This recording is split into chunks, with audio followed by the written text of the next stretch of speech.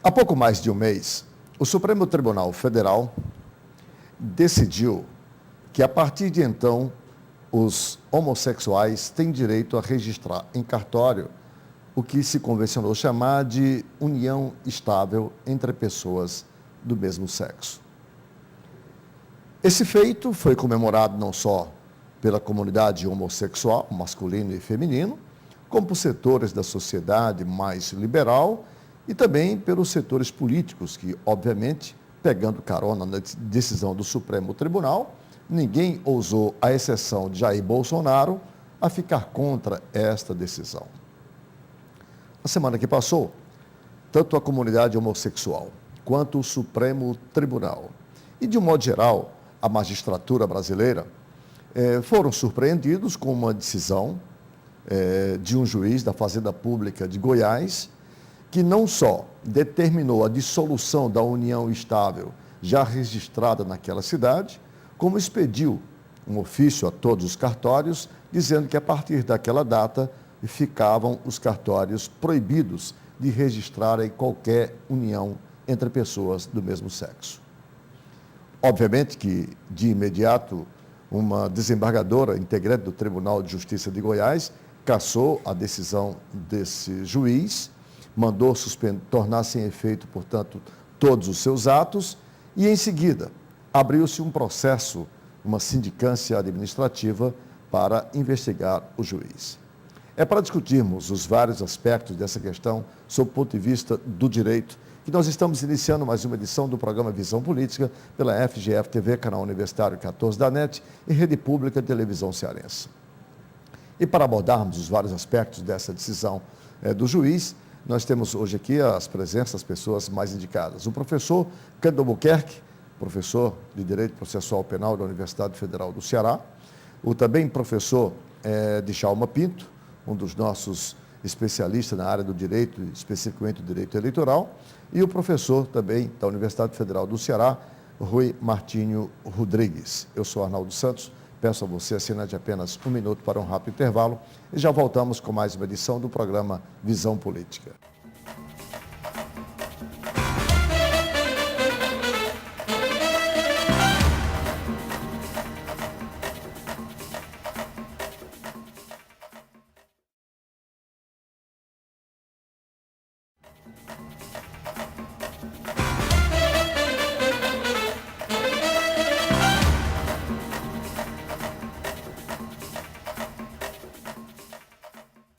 Estamos de volta com o primeiro bloco do programa Visão Política pela FGF-TV, canal universitário 14 da NET e Rede Pública de Televisão Cearense.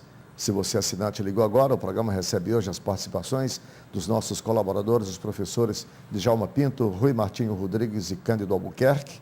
E eu queria começar esse primeiro bloco do programa com o assunto objeto do editorial de abertura, que foi essa decisão do juiz da Fazenda Pública de Goiás, mandando anular a união estável de um casal homossexual de Goiás e, mais do que isso, determinando que a partir daquela data, isso foi na semana que passou, os cartórios de Goiás não aceitassem o registro de nenhuma outra união. Bom, o Supremo Tribunal Federal é o nosso órgão máximo, né? É a nossa Suprema Corte da Justiça brasileira. A quem cabe, inclusive, quer dizer, interpretar a Constituição, a guardiã, digamos, da Constituição. É dado a um juiz o direito de, diante de uma decisão do Supremo Tribunal, tornar, digamos, como sem efeito na sua jurisdição, uma decisão do Supremo Tribunal Federal? Professor Cândido Albuquerque, Rui Djalma. Não, ele não poderia ter feito isso, não. Ele, evidentemente, que o juiz, no âmbito do seu entendimento pessoal, ele pode decidir contrário a isso, desde que não tenha uma decisão do Supremo, como era o caso. O Supremo decidiu, numa ação, decidiu como tese, foi tese para o Supremo, ele liberou para o Brasil, não é, os efeitos da união estável homoafetiva. Então, não competia ao juiz. Me parece que ele cometeu uma atecnia de ordem processual, né, Djalma, porque ele se insurgiu contra a decisão. E na decisão dele, ele criticou. Quer dizer, não é o caso que ele não soubesse ou que ele não. Ele criticou. Ele se posicionou como se ele estivesse reformando a decisão do Supremo.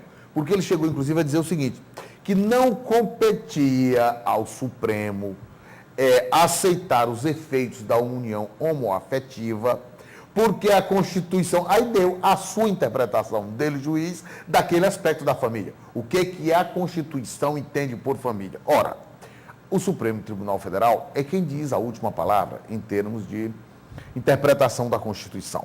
Então, me parece que a técnica do juiz aí é absolutamente incontornável.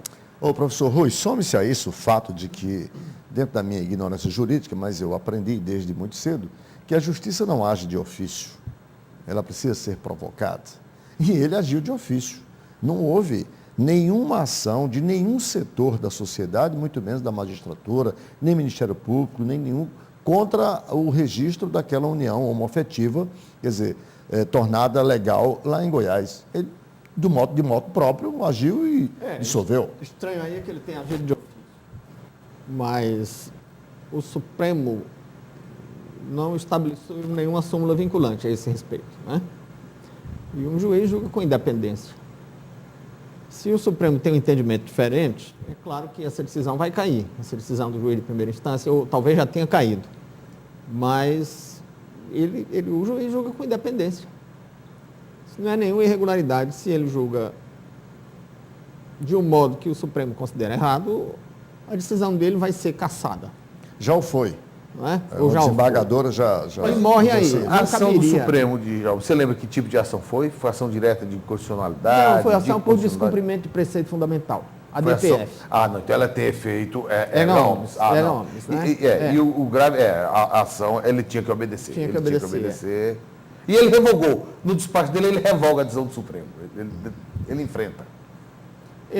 O que ele disse é que entre a decisão do Supremo e a literalidade da Constituição, ele ficou com a literalidade da Constituição. Ou seja, revogou. Ele se insurgiu. Agora... Mas um juiz não tem o direito de pensar diferentemente, de ter uma outra interpretação sobre a lei, diferentemente da Suprema Corte? Não. E cadê a independência do juiz em interpretar e julgar com suas convicções com base no fundamento da lei? Foi muito não ousado. Há nenhuma independência, não há nenhum direito que se possa exercer de forma ilimitada. Nenhum direito. Eu acho que ele até poderia agir independentemente se ele tivesse julgado um caso concreto, ele poderia dizer que naquele caso concreto e criar alguma tese, fazer alguma argumentação, alguma fundamentação. Mas como ele mandou cancelar ou proibir todos os registros nos cartórios da cidade, ele tomou uma decisão em tese contra uma decisão em tese do Supremo. Aí ele não pode nem arguir a independência da magistratura. Ele foi muito ousado. Ô, professor Djalma, a decisão do Supremo, ela não estabeleceu, quer dizer, súmula vinculante. Essa decisão que permite a união... A DPF... A DPF não precisava. Isso, de alguma forma, o juiz estaria se escudando desse fato para tomar essa decisão? Essa posição do magistrado lá do Estado... De Goiás. Né? Goiás. Ela traz, Arnaldo, uma reflexão sobre o papel do Supremo dentro da sociedade brasileira. O Supremo, ele legislou em última análise. Não existe na Constituição essa previsão. Os constituintes, os legisladores legitimados pelo povo para produzir a Constituição, a emenda constitucional ou as normas ou as leis infraconstitucionais, nenhuma manifestação do poder legislativo que detém essa legitimidade foi feita na sociedade brasileira. Então, a maioria da população ela está de acordo com essa norma. Então, a questão é a seguinte, de onde provém essa legitimidade do Supremo para impor norma de conduta, se ele não é integrante do Poder Legislativo? A função legislativa. Agora que me parece que essa vai ser a grande questão que os juristas e as universidades têm que debater. O Supremo Tribunal Federal, ele detém essa legitimidade? Esse critério de investidura no Supremo o cidadão é indicado pelo presidente, vai ser sabatinado pelo Congresso, nenhum cidadão pode impugnar essa candidatura, esse nome, como o faz em relação à candidatura do presidente, o presidente da República, ele tem um nome indicado pelo partido, mas qualquer eleitor pode dar notícia de inelegibilidade em relação ao governador, senador, etc. Então, no caso, o presidente indicou, ele tem maioria, chancelou, o Senado chancelou. Aí o cidadão vai fazer o que quiser, compondo uma maioria eventual de 6 membros, que vão impor à sociedade tudo que acha conveniente naquele momento. Caso, me Mas parece- é isso que está acontecendo. a Mas não só judicialização nesse da política caso, aí. em todos, porque o Supremo Tribunal Federal já está sufocando o Congresso Nacional há muito tempo. E nesse caso, O que o Supremo pode fazer, o que as cortes constitucionais fazem, e o Supremo é uma corte constitucional, é legislar negativamente. Ou seja, tirando do tira ordenamento. do ordenamento jurídico que é inconstitucional. No Brasil, há muito tempo o Supremo vem julgando de acordo com a Constituição, julgamento conforme a Constituição, transformou a súmula vinculante num instrumento legislativo eficientíssimo. A DPF, a Ação por Descumprimento de Preceito Constitucional, também se tornou, e o Congresso Nacional não diz nada, vem aceitando isso. A questão aqui Congresso- não me parece essa, mas há muito tempo, sobre tudo, hoje, o Supremo hoje é a maior instância legislativa brasileira. Bom, Então, peraí, Arnaldo, então Pois não. vamos concluir aqui. Então, é evidente que o Supremo não tem essa legitimidade. Aí você Está usurpando a função pronto. legislativa. Então, nós temos que ter uma reação da sociedade para uma contenção. Mas não seria como? juiz- Como?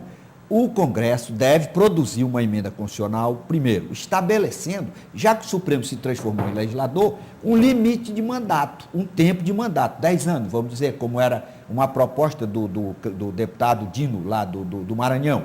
Outra, esse critério de só o presidente indica, ou seria o caso, um ministro indicado pelo Congresso, outro pelo presidente, outro pelo próprio Mas aí me judiciário, permita uma outro parte. tem nós Eu temos acho Amigo, que- mas aí me isso não dá permita o uma direito ao parte, juiz fazer o que ele fez, não. Não, Sim, tudo um bem. erro, somar 2 erros, não vai dar um Mas acerto, não. Me permita uma pequena observação. Qualquer que seja o processo de indicação dos ministros do Supremo Tribunal Federal, o Supremo não deve se arvorar a exercer um papel legislativo. Ainda que se mude o processo de indicação dos ministros. Isso é usurpação da função legislativa. E nesse caso específico, eu acho que o Supremo fez mais do que os neoconstitucionalistas chamam de interpretação conforme. Eu acho que passou dos limites de uma interpretação conforme e chegou a fazer o que chamam mutação constitucional. o que os senhores estão dizendo, Porque em outras contraria, palavras, contraria frontalmente a literalidade da lei. Porque o parágrafo 3º do artigo 226 diz que união estável é a união do homem com a mulher. É. E o Supremo chegou e disse que Textualmente. podia ser diferente. Então ele fez foi uma reforma constitucional. O Supremo, Isso é o que se chama hoje, mutação Arnaldo, o Supremo há muito tempo vem impondo a vontade dos 11. Eles fazem lá do jeito que eles querem. Então, a reflexão independente. do professor Djalma está correta quando ele disse que cabe uma reflexão. Essa decisão do Supremo remete a muito que a tempo. sociedade reflita sobre o papel que tem o Supremo Tribunal Federal hoje, né, nesse Sem dúvida. espectro da Mas isso não constitucionalidade do país. Certo. Mas isso a não legislação, tira a afronta do juiz. juiz. Também não é o juiz que faz isso, porque é uma questão de segurança jurídica. Se as pessoas, todo juiz agora resolver afrontar decisões do Supremo, Deixa eu onde é que inverter nós vamos aqui. parar? Deixa eu sair do aspecto aqui jurídico constitucional para entrar agora no aspecto, digamos, sociológico da decisão. Tem-se hoje, está pautado no Brasil, a questão da homofobia, né? E os atos que comprovam a existência ainda de um traço homofóbico na sociedade brasileira está muito claro quando você vê as agressões hoje a certas minorias, especificamente sobre as minorias homossexuais. Isso acontece todos os dias na televisão. A decisão desse juiz, professor Djalma Pinto, pode ser uma decisão considerada hoje como homofóbica, porque claramente ele disse assim, eu não aceito união estável entre pessoas do mesmo sexo. Foi o que ele disse. Ele rejeita, portanto, este conceito como familiar. Ele disse que obedece à Constituição, em primeiro lugar, mais do que ao Supremo. Pode ser considerado? Não creio não, Arnaldo. Ele não discriminou, ele apenas seguiu, ele se manteve a literalidade do texto constitucional. constitucional. Então, se a Constituição diz que a união estável é entre homem e mulher, Caberia, então, o constituinte derivado dizer, não, vamos estender essa união ao homem e ao homem, ou à mulher e à mulher. Na hora que o Supremo usurpou essa atribuição do constituinte, aí ele criou um divisor de água, ele criou uma certa desarmonia, uma intranquilidade jurídica dentro da sociedade brasileira. Agora, o professor Rui, o juiz está passivo, portanto, de inquérito de sindicância administrativa, cabe punição a ele por ter uma interpretação divergente da interpretação do Supremo? Não, eu Ele entendo, cometeu alguma ilicitude nisso? eu entendo que se o juiz faz alguma coisa que um tribunal acima dele considera errada, o que o tribunal pode fazer é cassar a decisão. Se ele for sofrer uma sanção por isso, vamos ameaçar seriamente a independência da magistratura. Professor Canto, qual é a sua percepção? Porque foi aberto uma sindicância contra ele. Rui, eu acho que nós não estamos tratando de a independência, porque a independência do juiz tem que ser limitada. Ela realmente, o juiz não pode fazer o que quer, ele não tem essa independência toda, não. Tem uns limites para o juiz ter independência. No Brasil é que tem que se criou uma... Mas, Cândido, não esqueça que o Supremo, os membros do Supremo vêm empregando o neoconstitucionalismo e a nova hermenêutica, que diz claramente que o juiz não é para ser mais escravo da lei, que o juiz é para fazer a concreção e não a interpretação, Pois é, mas isso, que não se chama mais aplicador, mas operador do direito. Admite-se a decisão contra a legem. Se pode ter uma decisão contra a legem, por que não pode ter uma decisão contra o acórdão de uma corte? Mas o sentido que o Supremo diz sobre isso, da concretude do direito constitucional, em princípio não se interpreta, concretizam-se as normas constitucionais. Essa é uma expressão que, aliás, o professor Paulo Bonavide sustenta, inclusive, essa posição. É no sentido de você inovar, buscar a justiça, etc. e tal. Isso não pode ser um limite para que cada juiz resolva julgar de acordo com o seu pensamento. Não é isso. O direito positivo trouxe a grande vantagem de dar segurança jurídica. Você tem uma noção de como as coisas devem acontecer. Se você partirmos desse princípio, vamos abolir a legislação e cada juiz faz como quer. Isso é impossível. Então vamos ponderar novamente essa história da nova hermenêutica. Porque também não pode ser assim.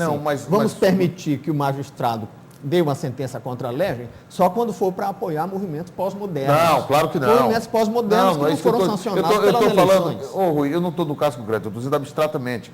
Porque a gente tem que ver o seguinte, a decisão do juiz, neste caso, foi contra a decisão do Supremo. Mas se todo juiz resolver agir de acordo com suas convicções independente da lei, nós vamos criar um inferno dentro desse país. Isso não pode ser assim.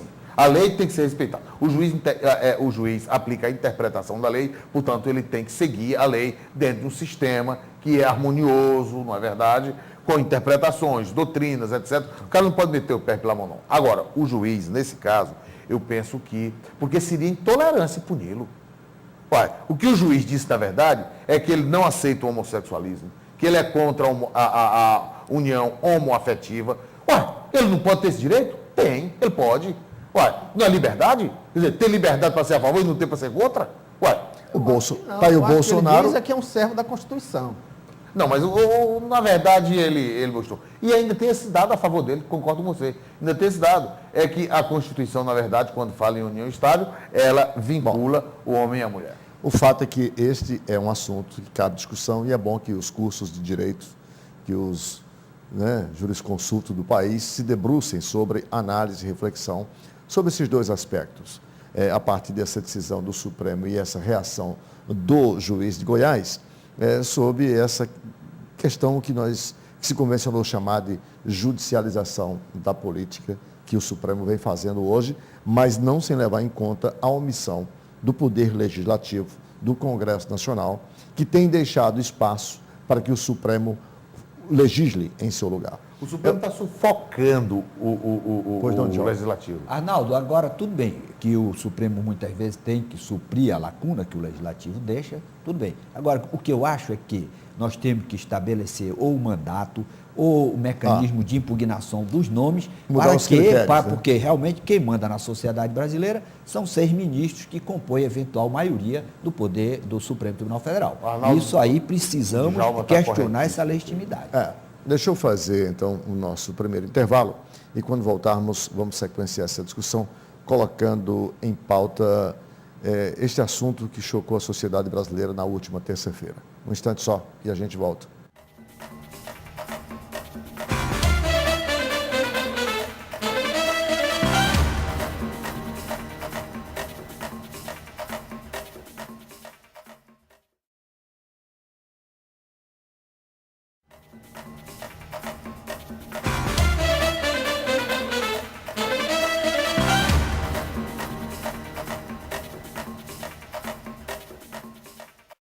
Estamos de volta com o segundo bloco do programa Visão Política pela FGF TV, canal Universitário 14 da NET e Rede Pública de Televisão Cearense. Nós temos hoje as participações dos nossos debatedores, os professores Djalma Pinto, Rui Martinho Rodrigues e Cândido Albuquerque. Discutimos no primeiro bloco essa polêmica entre a decisão do Supremo Tribunal em favor da união estável entre pessoas do mesmo sexo e a decisão em contrário do juiz lá de Goiás, que causou toda essa celeuma e que nos leva a essa reflexão sobre, inclusive, os critérios, aqui aludido pelo professor Djalma Pinto, de escolha dos ministros do Supremo, que estão aí, no entender, pelo menos dos três aqui, exorbitando das suas funções jurisdicionais. Eu queria colocar aqui um assunto que, pelo menos do meu ponto de vista, é preciso ser mais debatido na sociedade brasileira por todos os seus setores. A última terça-feira foi marcada por duas tragédias no âmbito de onde se espera a formação dos homens, dos cidadãos. Eu me refiro àquele crime de morte ocorrido numa escola pública do município de Cajazeiras, na Paraíba, em que um rapaz de 19 anos assassinou um colega de 20 dentro da sala de aula, por questões lá de, segundo notícias da imprensa, de ciúmes, portanto, motivações passionais. E o que ocorreu aqui em Fortaleza, nossa cidade, numa escola pública municipal aqui, onde uma jovem, adolescente de 17 anos, assassinou uma colega também de 17 anos, e tentou, quer dizer, contra a vida da irmã da que faleceu. Eu queria colocar isso não só sobre o aspecto da violência dentro da escola, mas sobre um aspecto psicossocial que eu acho que merece uma reflexão, Cândido, Rui e Djalma, que é a intolerância hoje dos jovens. Por que os jovens estão tão intolerantes ao ponto de reagir de forma extremada, como esses dois casos revelam, ante a primeira frustração?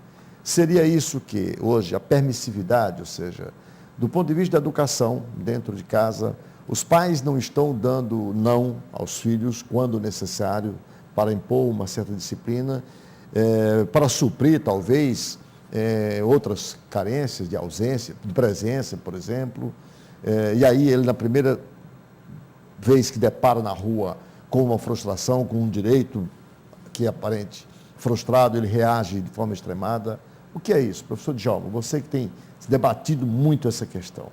Arnaldo, o Brasil realmente tem dado pouca atenção a esse problema da educação. Que a educação, na verdade, começa com a criança já na creche. Precisa ela ter uma condução, que há uma análise dos estudiosos, que o homem nasce bom. Agora, se ele não é encaminhado para o bem desde quando é pequeno, aí ele vai sofrendo deformações que vão levar a se tornar um verdadeiro predador do grupo social onde ele está inserido. Então, me parece que a sociedade brasileira precisa dedicar mais atenção à infância, isso em todos os segmentos, inclusive, por exemplo, na televisão.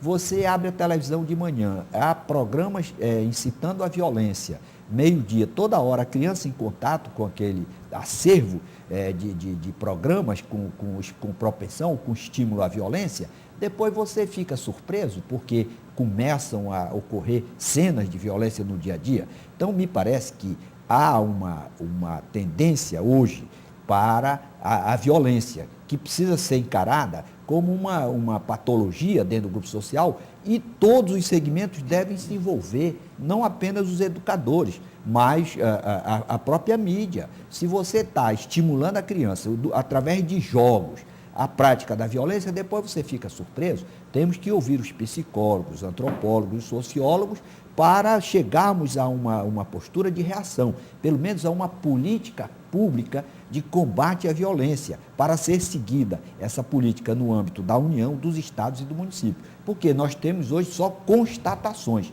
mas reações eficazes, efetivamente, nós não temos na sociedade brasileira. Professor Rui, não que minimize ou justifique, mas os crimes ocorridos no interior das escolas hoje, sejam públicas, mas principalmente nas públicas, tem sido, quer dizer, na sua grande maioria, por questões de droga, porque a droga está hoje em todos os lugares.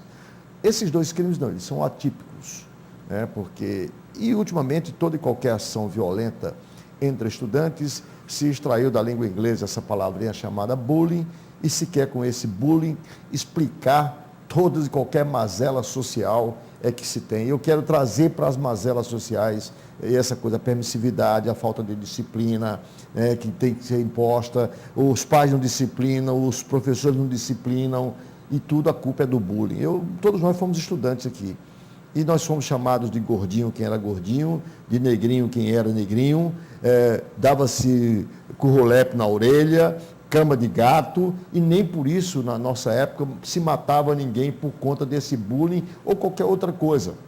Nem ninguém ficava traumatizado. Nem ninguém se traumatizava. Eu acho que está se criando uma sociedade intolerante na medida que se faz uma enorme propaganda de que essas coisas atingem a autoestima e traumatizam. Então, convencer uma sociedade que qualquer contrariedade atinge a autoestima e traumatiza. E as pessoas acreditaram, e quando as pessoas acreditam numa coisa, aquilo vira verdade, né? O fato social se torna verdadeiro a partir das representações sociais, das crenças, das convicções. E, por outro lado, as pessoas não têm mais limite, né? Então, não existe mais autoridade na família nem na escola. Nem os pais, nem os professores têm mais autoridade. E aí não tem mais nenhum freio à agressividade. E a agressividade realmente é uma manifestação muito forte na adolescência, na juventude, né? E como não há freios e as pessoas não aprenderam, se por um lado as pessoas não aprenderam a ter limite, por outro lado aprenderam que tudo é uma ofensa muito grande, que traumatiza e compromete a autoestima, também essas pessoas aprenderam que não há muita consequência quando elas saem da convivência social civilizada. Então, os diretores de escola não podem tomar nenhuma medida disciplinar mais. Criou-se no Brasil uma ideia de que o diálogo resolve tudo, é infalível e não há nenhuma situação que ultrapasse os limites que possa ser resolvido pelo diálogo. Qualquer sanção disciplinar hoje é vista como absurdo, como opressiva. O resultado é que a escola não aplica sanção disciplinar, a família também não, e quem vai ter que fazer isso é o judiciário.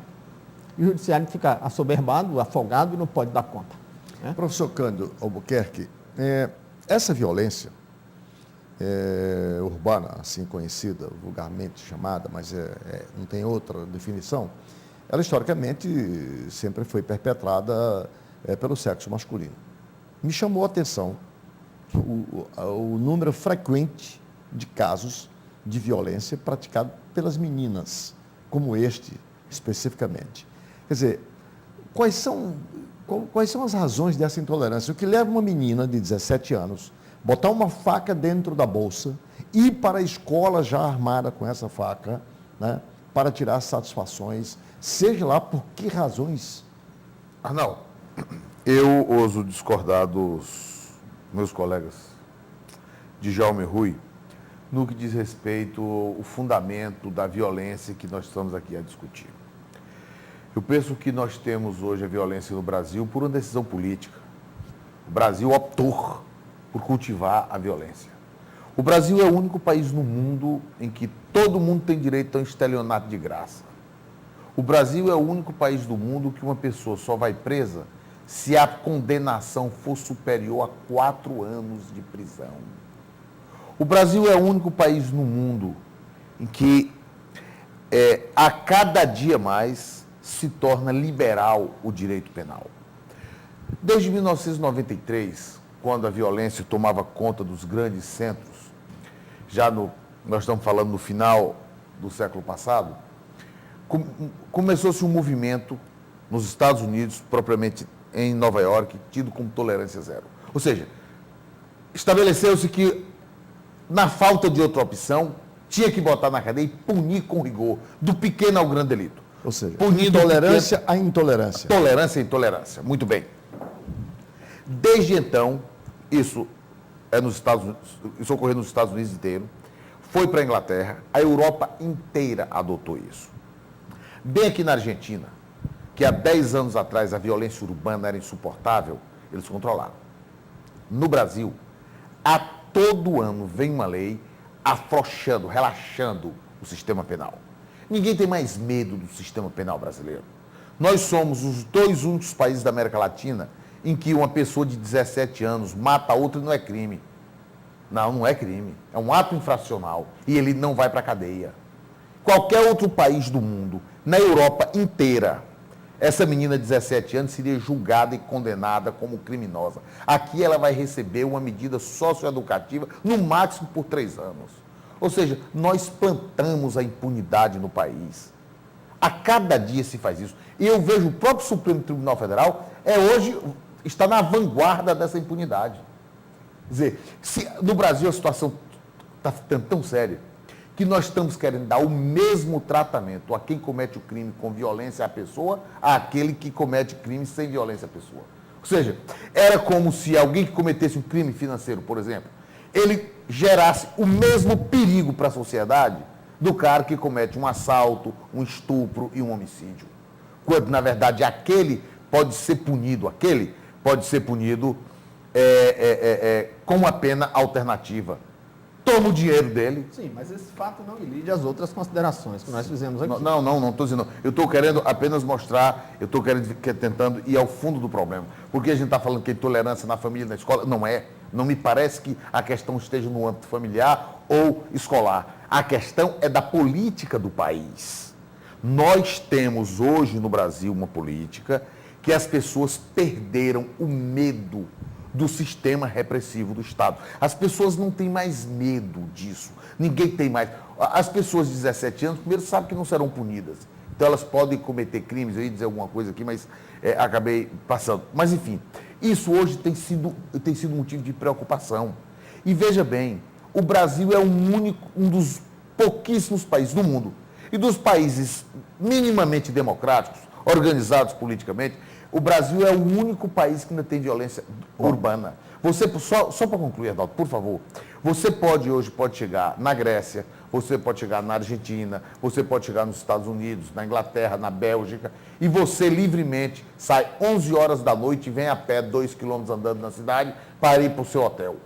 Aqui, você não pode ir na esquina porque você vai ser assaltado. E aqui se está querendo fazer o quê para resolver o problema penitenciário? Vocês têm uma ideia de qual é a população carcerária de Nova York, onde hoje você anda tranquilamente?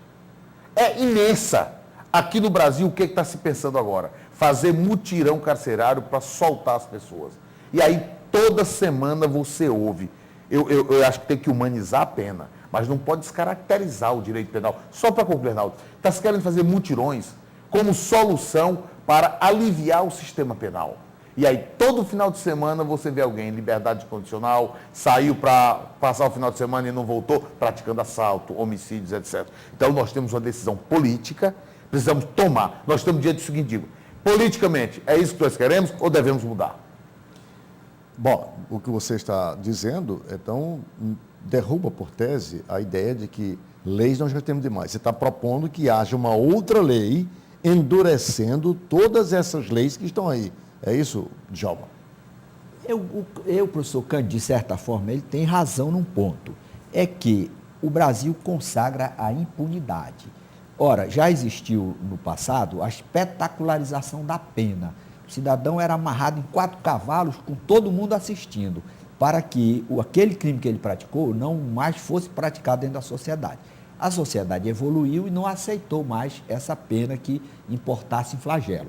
Mas é preciso... Era o período da vingança, né? É preciso que haja a certeza da sanção. Porque qual é a finalidade da sanção? Em primeiro lugar, ela excluir o cidadão daquele convívio social para reeducá-lo. Mas também deixar nos outros a certeza de que, se fizerem aquela infração, também sofrerão a pena. Então, o que realmente está havendo no Brasil é um abrandamento excessivo em relação à sanção, principalmente no crime contra o patrimônio público. O cara não devolve o dinheiro, nem vai preso. Aí todo mundo quer praticar esse problema isso. de uma certa impunidade também por força do fato de que os processos se arrastam sem serem concluídos. E onde não há conclusão de processo, não pode haver antecipação de pena. Como não pode antecipação de pena, o sujeito fica solto ad infinito, esperando que o processo se resolva e não se resolve. Mas eu queria mitigar um pouco essa visão de abrandamento que o Cândido tem. Porque há 20 e poucos anos criou-se no Brasil a categoria de crime hediondo. O rol constitucional de crimes hediondos foi ampliado posteriormente. O regime de progressão de pena foi ampliado o prazo mínimo em anos recentes. E tem surgido umas leis incriminadoras e encarceradoras. Não é só a Lei Maria da Penha, não. Tem, inclusive, com relação, por exemplo, a porte de arma, a lei foi modificada e tornou-se draconiana. Está se criando no Brasil crime de perigo abstrato, que é uma coisa que, inclusive, é inconstitucional. E é um absurdo, crime de perigo abstrato. Crime de perigo abstrato é um crime que não é crime de resultado, nem de lesão. É crime de mera conduta. Quer dizer, não é preciso que o indivíduo tenha uma conduta que provoque um prejuízo a alguém. Basta que ele tenha aquela conduta. E que se possa imaginar que aquela conduta possa criar um perigo. E isso é um absurdo. O direito penal devia ter obedecer o princípio da intervenção mínima. O princípio da fragmentariedade, não pode ser sistemático, porque intervenção mínima quer dizer, ele entra subsidiariamente, quando a coisa não pudesse resolver no cível, não pudesse resolver por indenização da vítima. Mas isso não tem funcionado em lugar nenhum do mundo. Outro modo. Os países, se me permite, os países que combateram a violência urbana fizeram quando agiram ao contrário disso. Eu não vou dar o nome aqui, Rui, para a gente ler, mas um dos crimes mais espetaculares cometidos no meio da rua aqui em Fortaleza. O agente deste crime hoje mora em Brasília, na maior folga do mundo. Carro, frequenta todas as churrascarias. E ele cometeu um crime por uma briga de trânsito, daí vocês já vão lembrar, por uma briguinha de trânsito. Ficou preso aqui 1 ano e pouco, 2 anos e tal. Foi para Brasília. Você se refere ao crime da bailarina, que vitimou a bailarina? Não. Aquela moça? Não.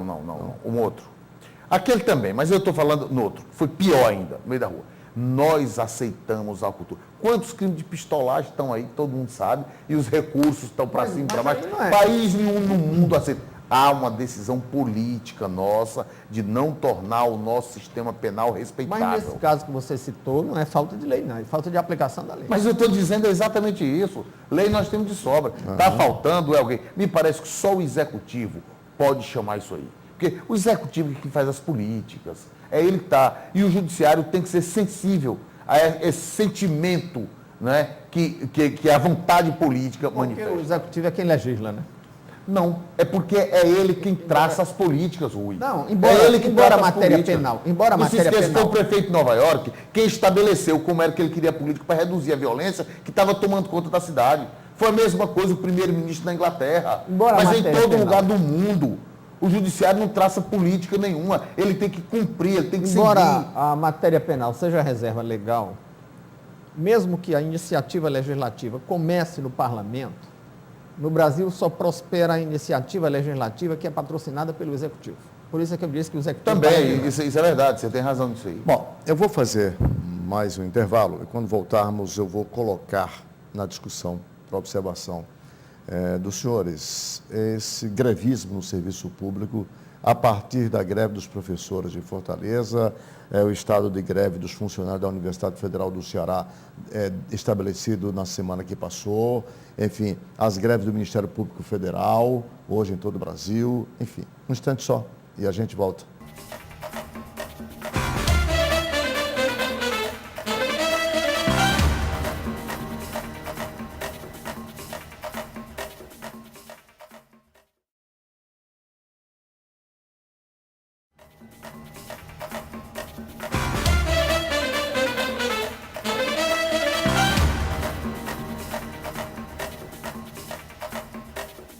Estamos de volta com o terceiro e último bloco do programa Visão Política pela FGF-TV, canal Universitário 14 da NET e Rede Pública de Televisão Cearense. Se você assinante ligou agora, o programa tem hoje as participações dos nossos debatedores Rui Martinho Rodrigues, Cândido Albuquerque e Djalma Pinto. Discutimos no primeiro bloco a decisão do juiz de Goiás contra a posição do Supremo que permite a união estável entre pessoas do mesmo sexo, e o juiz de Goiás disse que não mandou anular, lá, embora já tenha sido reformada a sua decisão.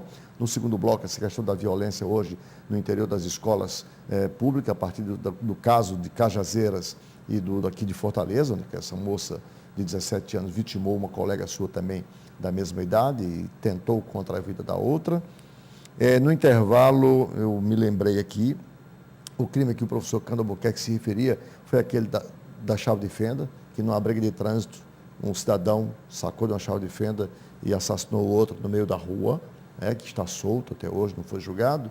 Eu queria aproveitar para aduzir aqui um pensamento meu. Há também um outro problema subjacente a todos esses que os senhores colocaram, de ordem legal, processo penal, que é uma certa, digamos, um certo consentimento da sociedade para absolver determinados crimes ou determinadas pessoas, desde que pertençam a um estrato privilegiado da sociedade. Sem dúvida, sem dúvida. Assim, se um pobre coitado perpetrar um assalto, um assassinato, todo mundo quer que ele vá preso, tem até gente que defende pena de morte. Mas se for um da classe média, alta, bem posicionado, clunável, as pessoas são tolerantes. A sociedade é tolerante com essa pessoa, acha que ela não tem que ser julgada. Mesmo que o crime seja violento. Mesmo que o crime seja...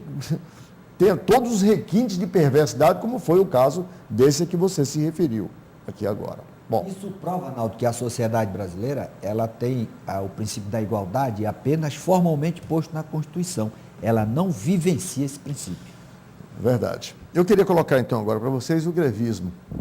Está aí em Fortaleza, com uma greve interminável dos professores da rede pública municipal de ensino.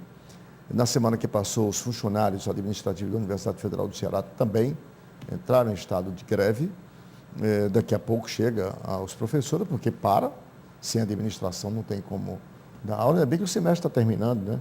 Talvez dê tempo. Mas já estamos preparando o próximo. O Ministério Público Federal está em greve, né? É bom que se diga, né? No Brasil inteiro. Já houve manifestações, inclusive aqui. Peraí, os servidores ou os procuradores?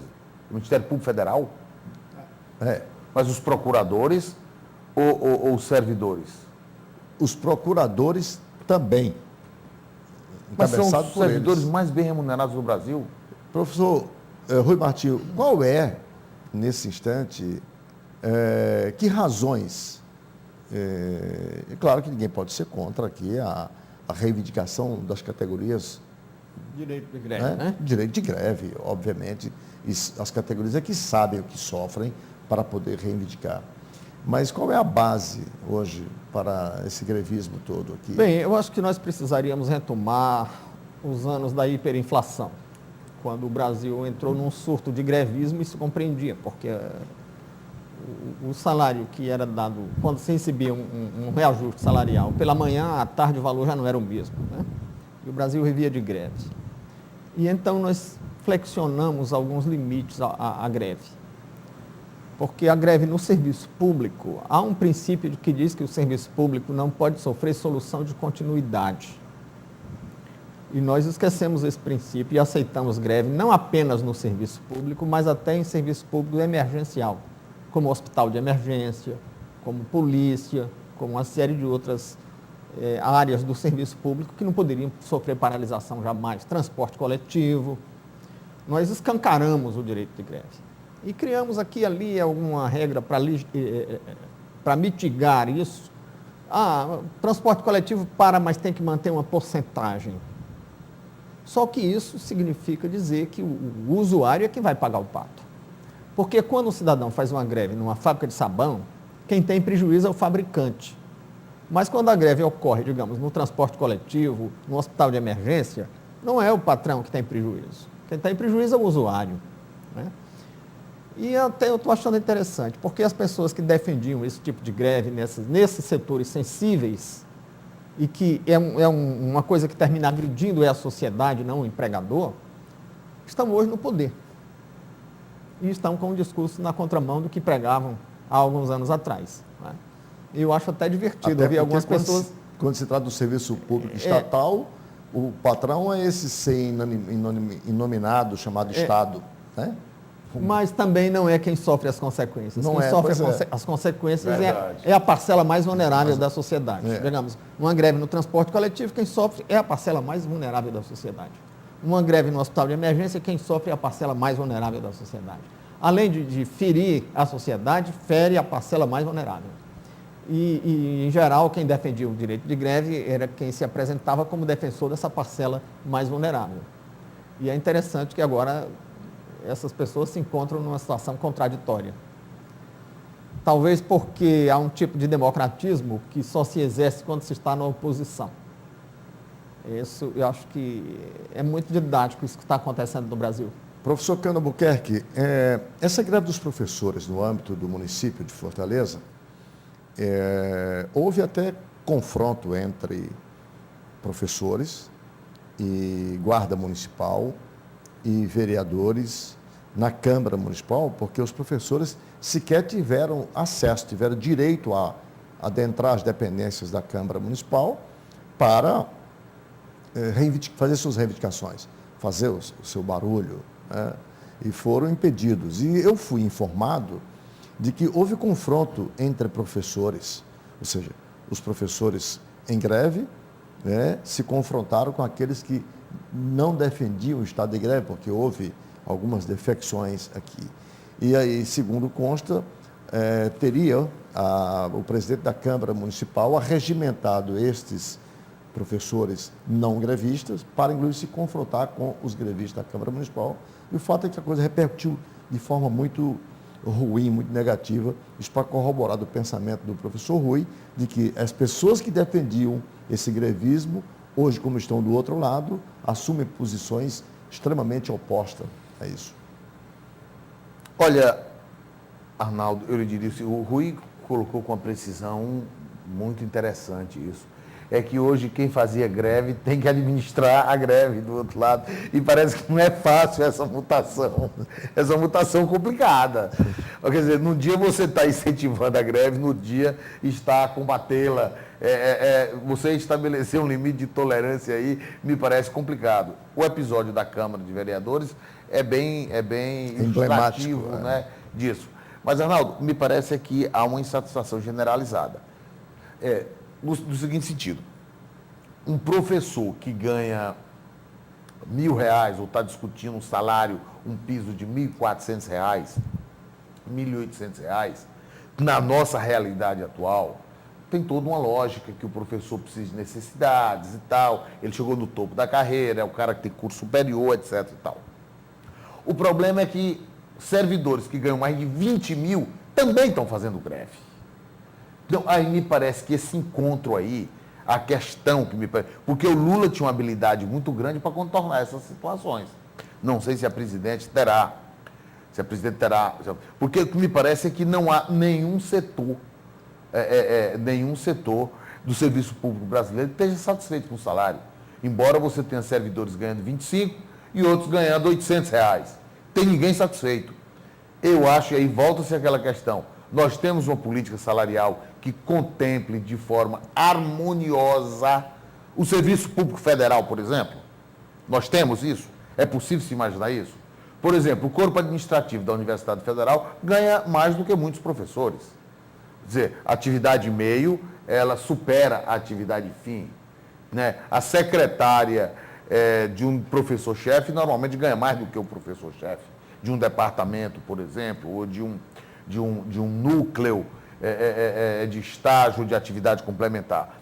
Então, eu acho que nunca se fez, Djalma, não sei se você concorda com isso, Rui, uma política salarial global para o Brasil. Foi sempre pontual. Por isso nós vivemos sempre em greve. Quer dizer, olha a realidade que nós estamos hoje. Quer dizer, servidores ganhando mais de 20 mil, insatisfeitos. O ganha 1.000, insatisfeito. Como é que você vai juntar essas pontas? Tornou-se hegemônico no Brasil um pensamento de que as coisas se resolvem pelo conflito. Então, quem tiver mais força, briga e consegue um aumento específico para aquela categoria. É verdade. Então, não tem um plano integral. Isso você não acha tem um plano orgânico. Se você está dizendo, é certo. Isso, na verdade, que cria um problema maior? E a volta desse grevismo, me parece que está ligada à volta da pressão inflacionária, que está aí batendo a porta. Se fez uma bolha o ano passado, porque era ano eleitoral, e houve uma gastança, criou-se uma pressão inflacionária muito grande. E o resultado é que agora o governo está querendo pisar no freio. E para pisar no freio vai gerar reações desse tipo. Professor Djalma, se bem que independente de questões outras à parte, o fato é que professor, se quer erradicar a extrema pobreza deste país, professor não pode continuar ganhando o que ganha, mas mais do que... Veja o caso do Rio de Janeiro. Mais do que ganhando o que ganha, é trabalhando nas condições que trabalha. Isto é fato. Não se vai a lugar nenhum se não se rever o que se faz hoje efetivo pela educação no Brasil. Eu diria, Arnaldo, que o Brasil precisa estabelecer a seguinte diretriz: se você quiser ganhar muito bem, vá ser um professor, porque o professor é a mola mestra de qualquer sociedade. Você não pode imaginar uma sociedade próspera, uma sociedade igualitária, uma sociedade que cultive o ideal de justiça, sem ter o professor no centro do universo, que está orientando, inclusive para combater a violência. O que é que o Brasil está fazendo? E não existe política direcionada para combate à violência. O que é que nós temos? Fabricação de penitenciárias. Quando você fabrica penitenciária, precisa do agente, precisa de mais juízes, precisa de mais promotores, mais delegados. O Estado vai inchando. Quando você tem uma quantidade muito grande de servidores, obviamente que não vai ter dinheiro para pagar muito bem todos.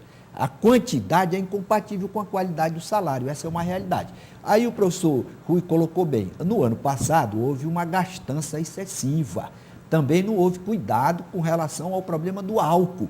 Um ministro que não entende absolutamente nada de Minas e Energia vai ter visão para perceber que determinadas ações em relação à política do álcool poderão afetar, como a presidenta Dilma detectou, a inflação desse ano afetou profundamente, como vai afetar do ano que vem, por isso que ela já tomou a iniciativa. Então, nós temos que ter, primeiro, respeito à sociedade. Você não pode fazer, por exemplo, uma greve para todos os ônibus, para todas as escolas, que uma greve de professor causa um dano irreparável para aqueles alunos. Como é que aquelas crianças vão ter condição de competir com aquelas que tiveram aula integralmente? Então, temos, primeiro, priorizar o salário do professor através do governo federal, do governo do estado, do governo do município. Colocar o professor motivado e as pessoas ainda com motivação para serem professores. Senão, o Brasil vai ficar nesse atoleiro permanentemente, Arnaldo. Eu quero encerrar o programa deixando no ar uma pergunta para que o Estado brasileiro, aqui, quer dizer, leia-se os governos municipal, os governos municipais, estaduais e o governo federal, tomando por base a trajetória da cidadania. Quanto custa formar um cidadão, desde a sua mais tenra idade, não é? Eu chamei de trajetória da cidadania, até a sua fase adulta? Quanto custa um preso por mês ao país? Vou deixar essas duas perguntas para que a sociedade, mas notadamente para que o Estado brasileiro, reflita. Com essas colocações, finalizamos mais uma edição do programa Visão Política pela FGF-TV, canal universitário 14 da NET e Rede Pública Televisão Cearense, agradecendo aos nossos convidados, os professores Cândido Buquerque, Rui Martinho Rodrigues e Djalma Pinto, em especial agradecendo a você, assinante, para mais um Visão Política na próxima semana. Muito obrigado e até lá.